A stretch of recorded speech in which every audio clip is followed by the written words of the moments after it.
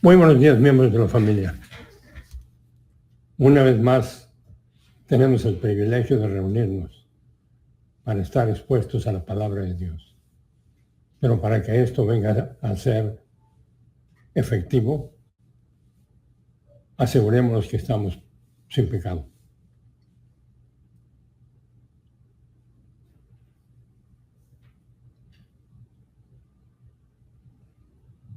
Gracias, Dios Padre, por el privilegio que nos das cada 24 horas para orientarnos, exponiéndonos a la palabra de Dios. Te pedimos que lo que vayamos a inhalar el día de hoy, del punto de vista divino, venga a ser metabolizado para que nosotros tengamos la oportunidad de aplicarlo. Te lo pedimos en el nombre de su majestad Jesucristo. Amén. Porque la palabra de Dios es viva y eficaz, y más cortante que una espada de dos filos, que penetra hasta partir el alma y el espíritu, las coyunturas y los tuétanos, y discierne los pensamientos y las intenciones del corazón. Abran por favor la palabra de Dios en Primera de Pedro capítulo 2, versículo 14. Primera de Pedro 2, 14. Dios Padre es el diseñador de un plan perfecto, Dios Hijo es quien lo ejecuta, Dios Espíritu Santo es quien lo comunica. Y nosotros estamos vivos para estar creciendo espiritualmente.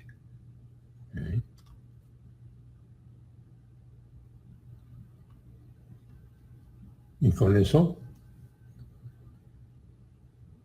nos vamos a donde nos quedamos, que fue en la sesión anterior, en la página 50, porque estuvimos viendo las instituciones divinas del libre albedrío, y estamos viendo la institución de la familia, la vida física y la imputación de la vida humana, más la imputación del pecado original de Adán, encuentra al bebé humano en absoluta incapacidad y dependencia absoluta, condenado y en dependencia absoluta. Ahora, todo provisto a través de ciertas leyes. Todo ha sido provisto a través de ciertas leyes divinas, tales como la autoridad de los padres para proteger, cuidar, alimentar, proveer, entrenar y disciplinar a los hijos a fin de prepararlos para la vida. La autoridad de los padres es la forma de preparar a los hijos para una vida normal, una vida permisiva, sin disciplina y sin normas y estándares, destruye la oportunidad de instruir y entrenar. Por eso la obligación de los padres en la familia es de entrenar, de proteger, de alimentar y de disciplinar a los hijos a fin de prepararlos para la vida. La autoridad de los padres es la forma de preparar a los hijos para una vida normal, una vida permisiva, sin disciplina y sin normas y estándares, destruye la oportunidad de instruir y de entrenar. Debe haber reconocimiento de la autoridad y orientación a ciertos principios en la vida.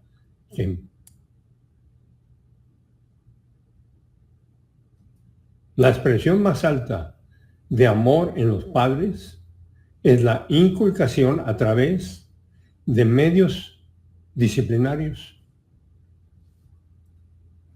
Los niños deben ser entrenados a respetar la privacidad, la propiedad y los derechos de otros. Deben ser entrenados a no abusar la libertad y a tener respeto por la autoridad. Ahora, el ajuste a la vida y la orientación a las circunstancias demanda un entrenamiento bajo autoridad. Los padres deben enseñar a sus hijos la compostura en cualquier situación, a mantener el equilibrio bajo presión y a saber relajarse bajo prosperidad. Los padres deben de enseñar objetividad, respeto por la policía, el patriotismo y el estar listos para servir en la protección de la libertad. Y todo esto es a través de la continua comunicación,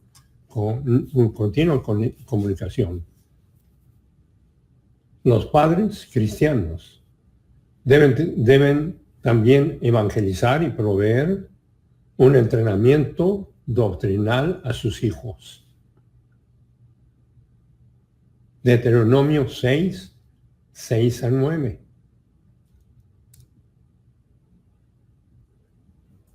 Estas palabras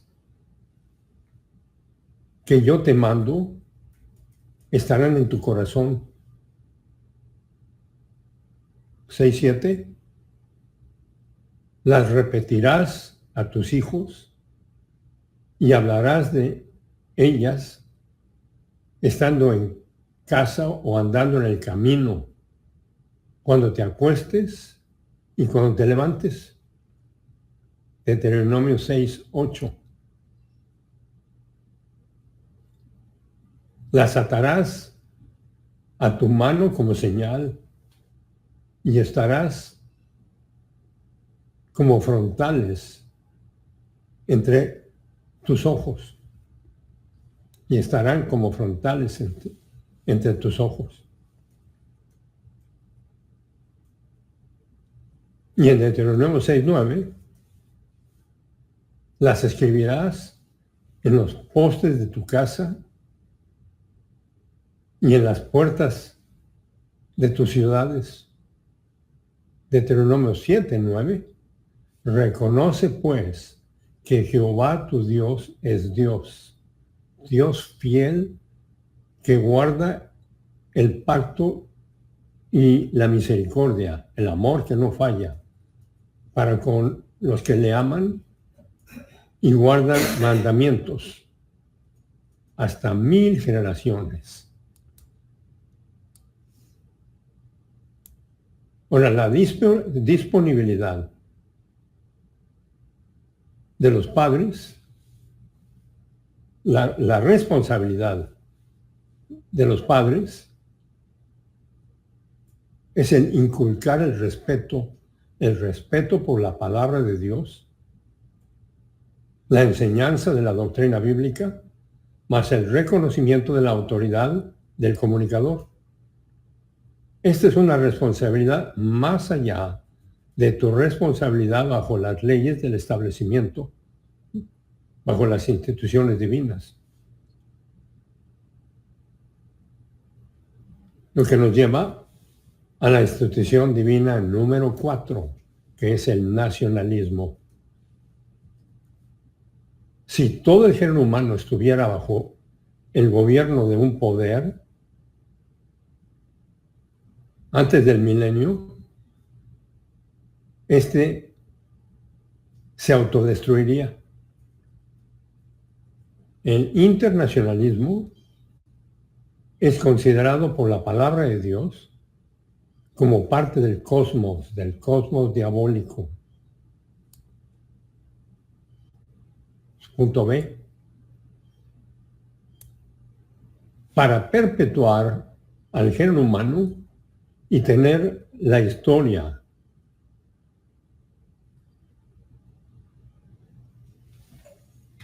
y traer la historia a su conclusión lógica, Dios ha diseñado la nación a fin de proteger la libertad.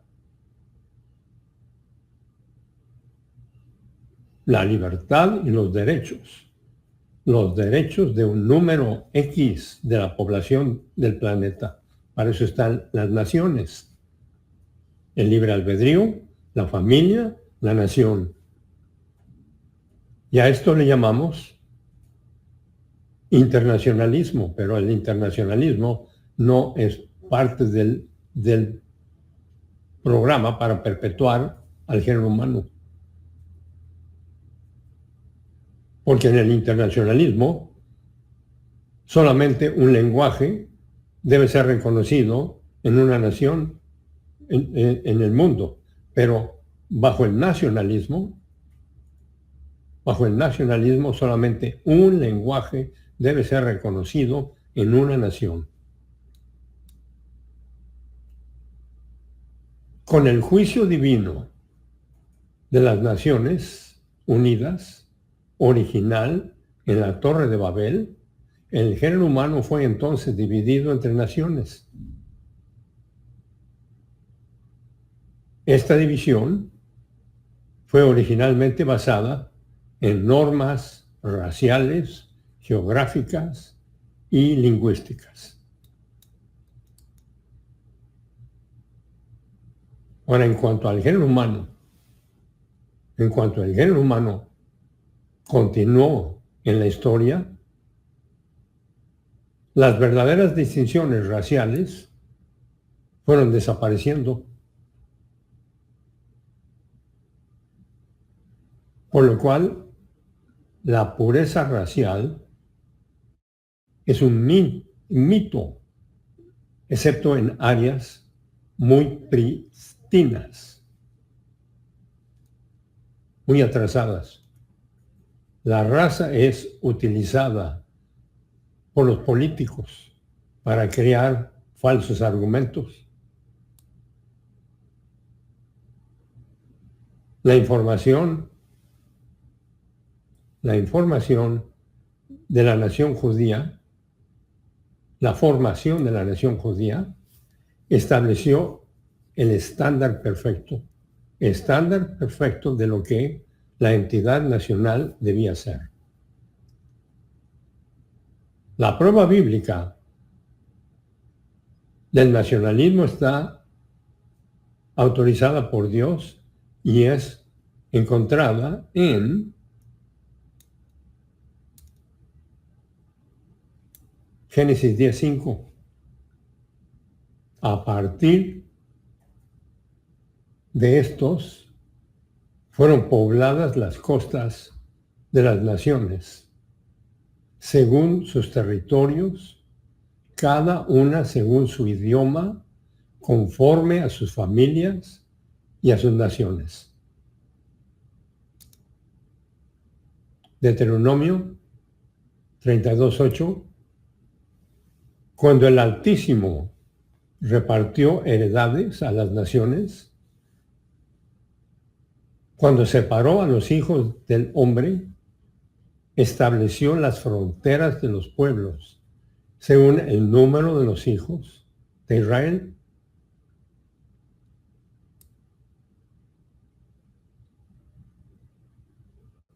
Hechos 17, 26 a 28. 17:26. Él los hizo uno, cada nación de los hombres, para que habiten en la faz de la tierra, habiendo determinado de antemano el orden de los tiempos y las fronteras de su habitación. Hechos 17:27, para que ellos busquen a Dios y de alguna manera, aún a tientas, palparan y le hallaran, aunque en realidad Él no está lejos de ninguno de nosotros. Hechos 17:28.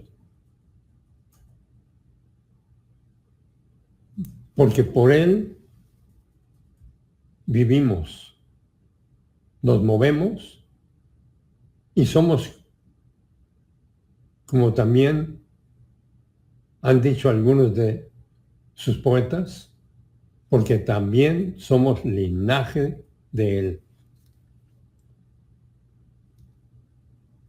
Punto G. Todas las naciones que siguen las normas y estándares del establecimiento, o sea, las instituciones divinas, el establecimiento divino, poseen las siguientes características. 1. Protección interior de la libertad a través de un sistema de ley y orden en vigor.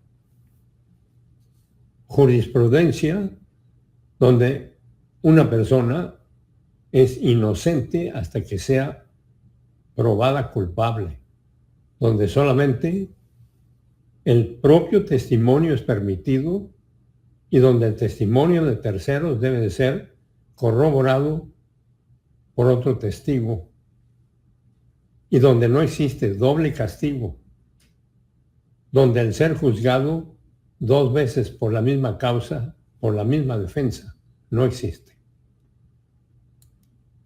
Establecimiento divino. Su punto 2. La protección extrema de la libertad viene a través de un ejército bien preparado. 3.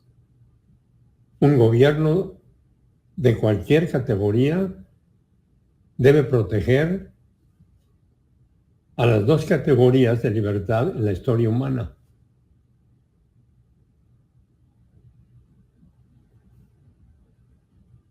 Una economía debe estar basada en la libre empresa y el capitalismo, en donde el proletariado no tiene derecho a dictar políticas administrativas. Ahora es obvio que la administración inteligente de un negocio siempre trata bien a sus trabajadores en la libre empresa. El gobierno o los trabajadores no tienen el derecho de sobreimponer sus políticas en cuanto al manejo de una empresa. La separación entre un negocio y el Estado es una importante distinción. Todo este es el establecimiento divino. Número 5. Debe haber un sistema de ley común que prohíbe el crimen y por lo tanto protege la libertad, los derechos de la vida y la propiedad de los individuos. Este debe ser un sistema de ley que no utiliza la ley para resolver problemas sociales. La ley, por lo tanto, debe ser siempre objetiva. La distorsión subjetiva de la ley utiliza la legislación para invadir los derechos del individuo, roba su propiedad personal y erode la libertad humana. Todo en el nombre del bien de la mayoría.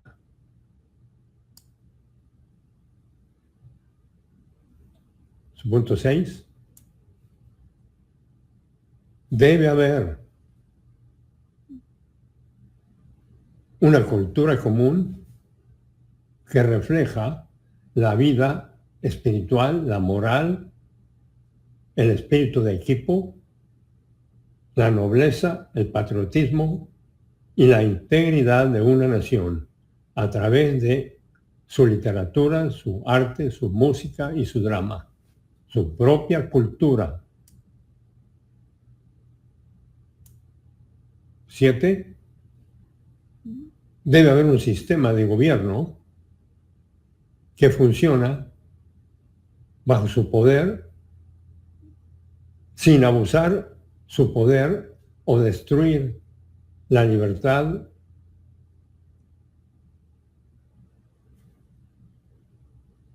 Debe haber un cuerpo administrativo que represente las funciones de cobro de impuestos, cumplimiento de la ley, jurisprudencia, mantenimiento de las fuerzas de policía y militar y el cumplimiento de la ley, el orden sin la destrucción de la libertad humana. Institución divina número 4. Todo lo anterior ha sido diseñado por Dios para que nosotros podamos alcanzar niveles de capacidad y bendición más altos. Conclusión.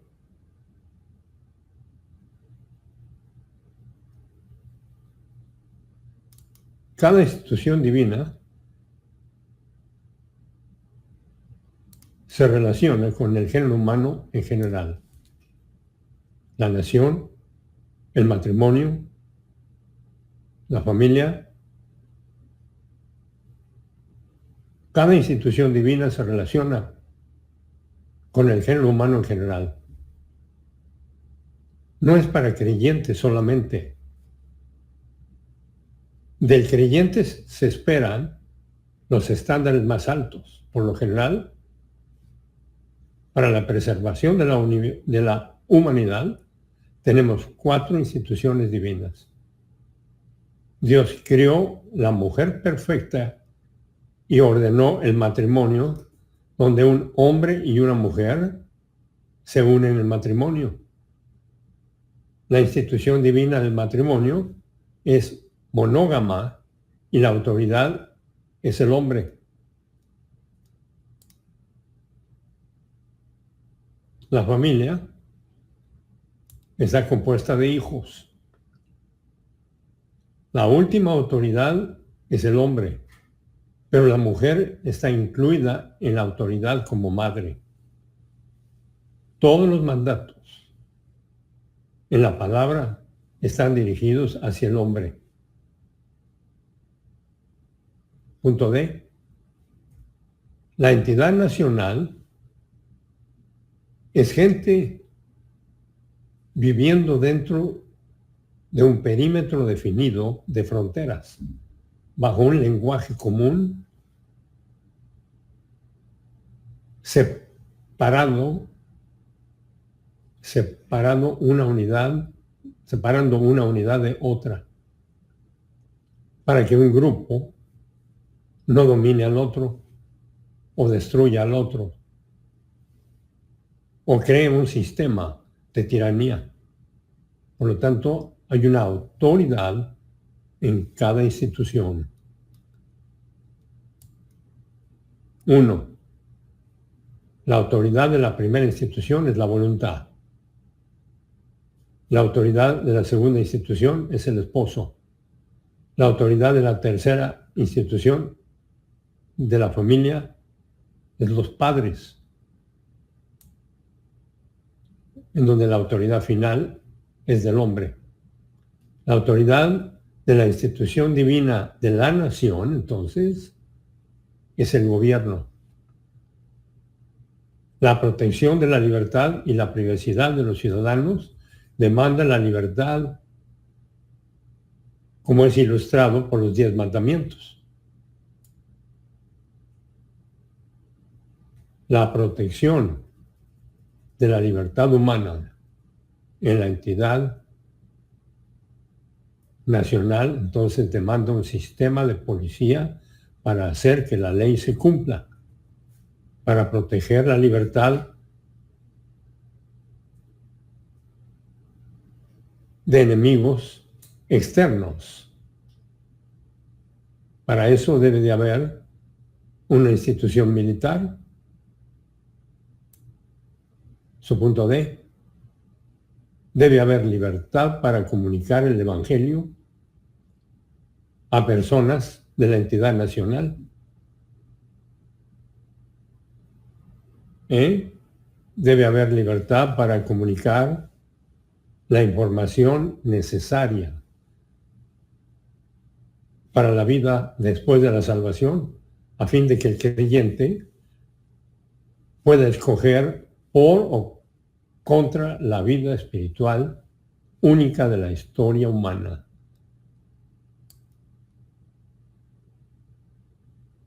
Punto F. La voluntad después de la salvación es el asunto importante en la vida espiritual del creyente. Las decisiones que tomamos determinan la vida que nosotros vivimos. Punto 1. El creyente que ejecuta la vida espiritual glorifica a Dios a lo máximo. El creyente que fracasa en utilizar lo provisto para ejecutar la vida espiritual viene a ser el individuo más confundido y miserable durante el tiempo. Por eso, una vez que nacemos de nuevo, es tan importante sean llenos del Espíritu, porque ahí vamos a tener la oportunidad de permanecer en su palabra y seremos verdaderamente sus estudiantes y conoceremos la libertad. Por lo tanto, regresando a nuestro punto 1, el creyente que ejecuta la vida espiritual glorifica a Dios a lo máximo. El creyente que fracasa en utilizar lo provisto para ejecutar su vida espiritual viene a ser el individuo más confundido y miserable durante su tiempo. Y tenemos un número de horas. Punto 3. Si no estamos en comunión con Dios, andamos funcionando en el vacío de nuestra naturaleza de pecado, buscando la felicidad y propósitos para continuar respirando en nuestras carrocerías. Pero todo, absolutamente todo ha sido provisto para que en un instante podamos regresar a comunión, regresar al evento, el evento de la comunión con Dios. Lo cual nos lleva a 1 de Pedro 2:15. 1 de Pedro 2:15. Porque esta es la voluntad de Dios,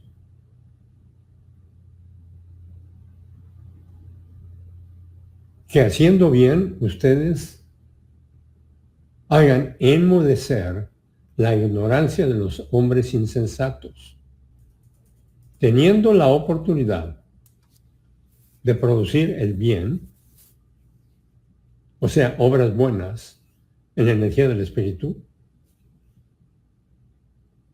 Es en esa condición que estamos viviendo la victoria del programa divino, la victoria del Tetelestai, de que todo está consumado. Ya está. Lo único que se requiere es estar en la plenitud del Espíritu para tener el apetito para inhalar y exhalar el punto de vista divino. Todo ha sido pagado y consumado para que andemos en novedad de vida. Nuestra actitud mental, producida por la orientación al plan de Dios, provee estabilidad y prosperidad en el alma. Y cualquiera que no tenga estabilidad y la observe en otro, va a tener la oportunidad de enmudecer su ignorancia. La ignorancia de la verdad produce inestabilidad y todo tipo de reacciones a diferentes eventos en sus almas y a su alrededor.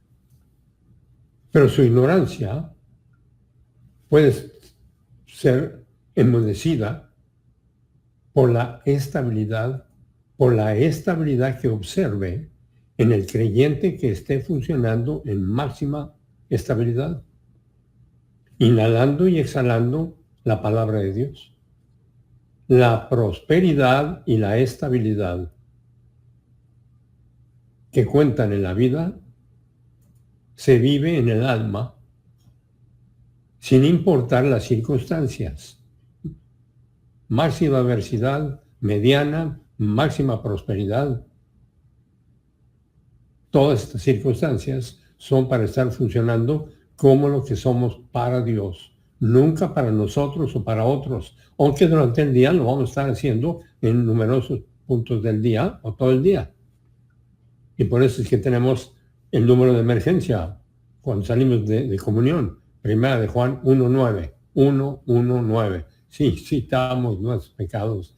Dios es fiel y justo para perdonar nuestros pecados y purificarnos de todo mal hacer. Y esto nos lleva a funcionar con sensatez, con sensatez. La ignorancia de los hombres insensatos es una referencia en nuestro versículo a los hombres y mujeres que están funcionando con los recursos humanos buscando la felicidad.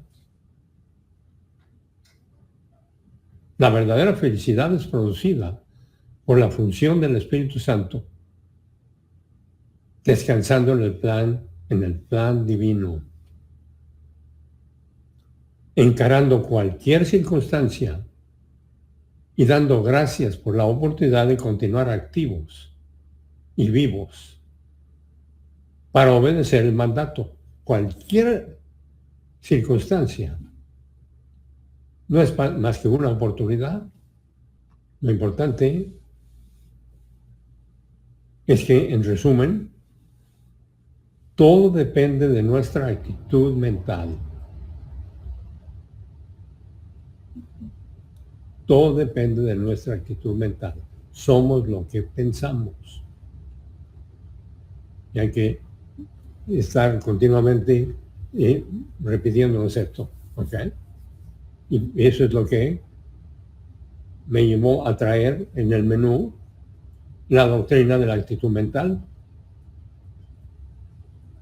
Definición. La actitud mental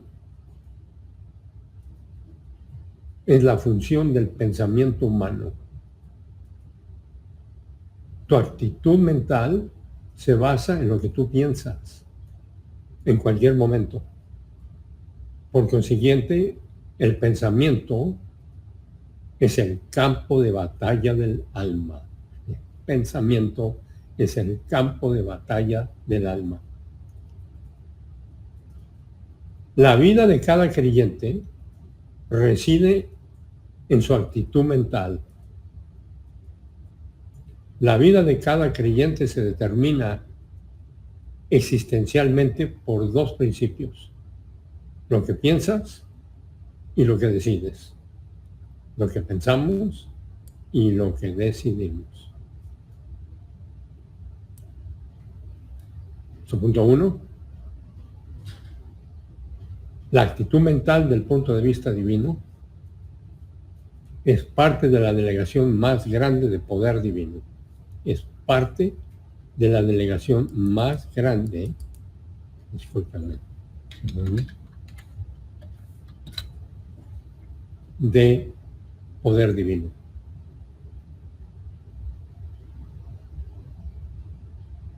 Y por eso es tan importante. Tú eres lo que piensas. Estamos en el punto número 1. Lo que tú piensas es más importante que cualquier otra cosa. Pero la mayoría de los creyentes luchan con la vida como perdedores. Perdedores sin mente, llenos de emoción. Lo que cuenta entonces es el poder del punto de vista divino, circulando en la corriente de nuestro estado de conciencia. Tu vida viene a ser lo que tú piensas, no lo que tú sientes. La mayoría de los creyentes hoy en día tienen un impacto externo. Esa es la razón por la que no saben nada acerca del plan protocolo de Dios. Efesios 1:19. ¿Y cuál es la sobreabundante grandeza de su poder hacia nosotros que hemos creído para la recepción de su poder superior? Efesios 1:20, cuyo poder superior Él puso en operación por medio de Cristo, cuando Él lo levantó de los muertos y lo sentó a su diestra en los lugares celestiales.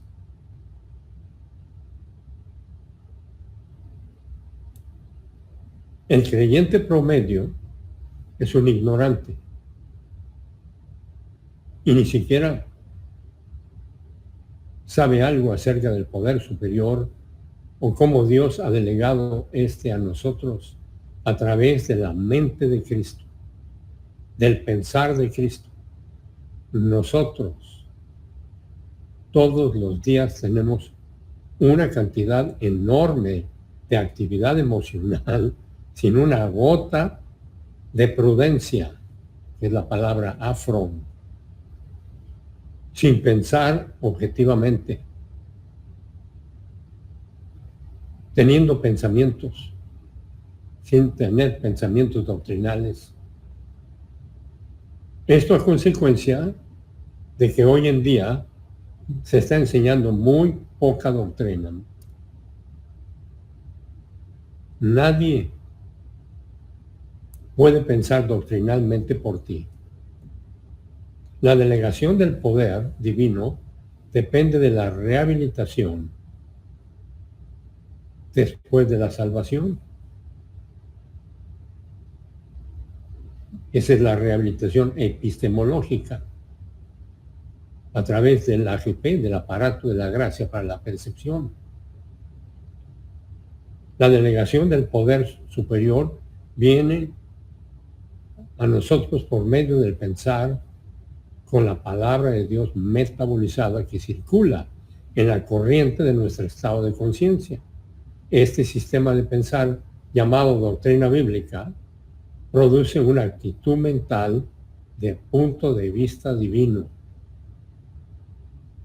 pues su contenido es la infalible palabra de Dios. Tú eres lo que piensas.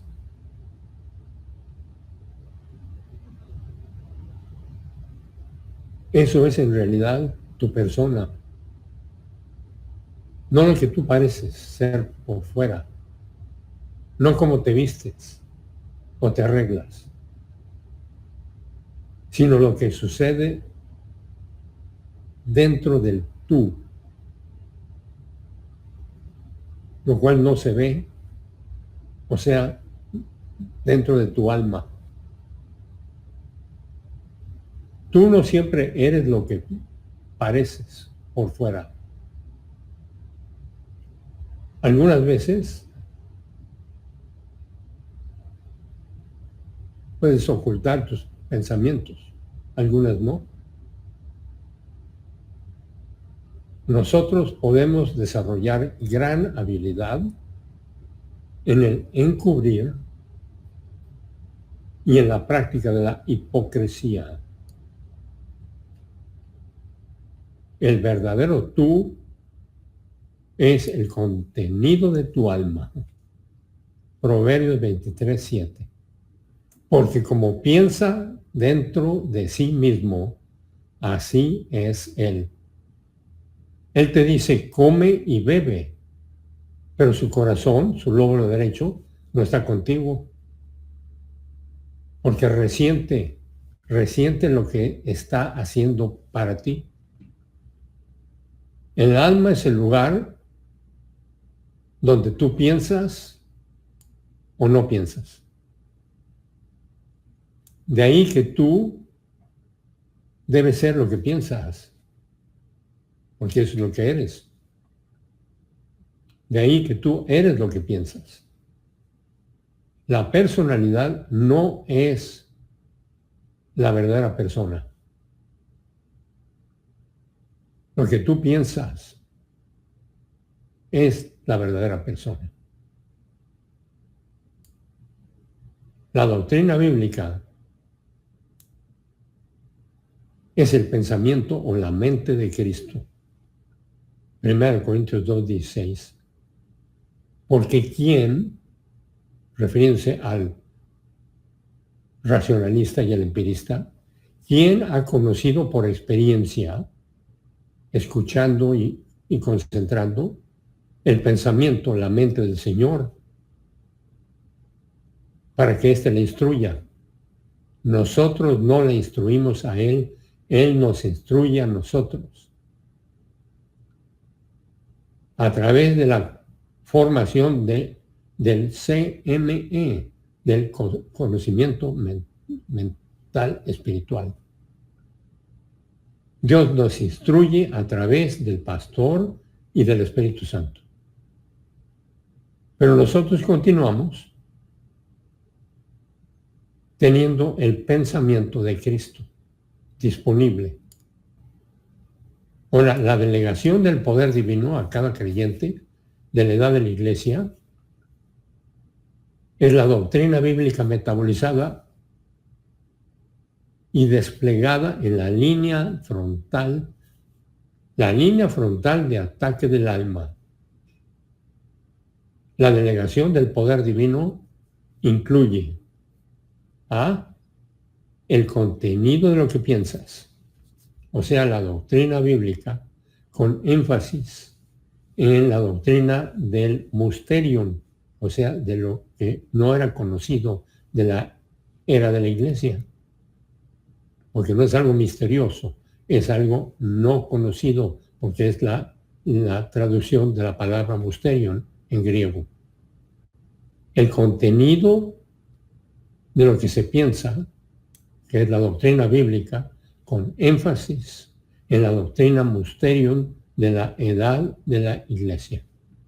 La comunicación de esta forma de pensar es a través del don espiritual del pastor maestro. Punto 6. La concentración del creyente en la doctrina bíblica, en la doctrina mientras este es enseñado. La concentración es cuestión de prioridades en la vida. Tú tienes tu propia vida espiritual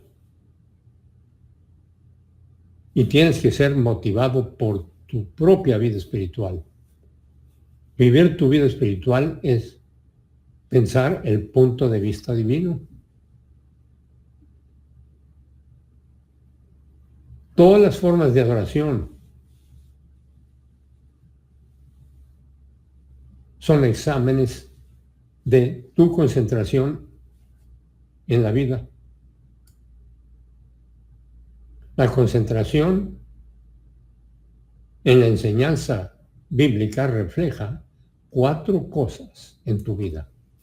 4 cosas. 1, refleja los valores en tu vida. Refleja la motivación en tu vida. 3, refleja la actitud mental en tu vida. Y 4, refleja el estado espiritual en tu vida. Su punto D, el poder delegado de Dios es pensar doctrina bíblica, o sea, el punto de vista divino. Y ese poder está palpitando cuando estamos en la plenitud del Espíritu para inhalar más de la palabra de Dios y para estar exhalando. Juan 4:24. Dios es un espíritu y es necesario que los que le continúan adorando le adoren por medio del Espíritu. Por medio del Espíritu y por medio de la verdad. O sea, la plenitud del Espíritu y la verdad, que es la segunda opción, poder. La primera opción es la plenitud del Espíritu. Y la segunda opción, poder, es la palabra de Dios. Y entre más punto de vista divino tengamos metabolizado, más punto de vista divino podemos estar exhalando para adorar a Dios. Un pensamiento o la carencia de un pensamiento puede ser la diferencia en cualquier situación, en cualquier momento. Y depende de lo que se esté pensando. Punto de vista humano o punto de vista divino. Además, lo que piensas puede bendecir o maldecir a una nación. 1 Corintios 10, 12. Por lo tanto, aquel que continúa asumiendo en las bases de sentimiento, o sea, emoción, en lugar de pensamiento basado en la palabra de Dios, en las bases de sentimiento, que él continúa estando firme. Repitiendo por lo tanto, aquel que continúa asumiendo en las bases de sentimiento va a estar confundido. El que continúa no va a estar estando firme. Para estar firme hay que estar funcionando en las bases del pensamiento, no del sentimiento. Con el resultado que, al estar funcionando en las bases del pensamiento, él continúa estando firme. Y por lo tanto, que se mantenga alerta. No vaya a ser que venga a ser una víctima permanente en la batalla. Gálatas 6:3. Gálatas 6:3.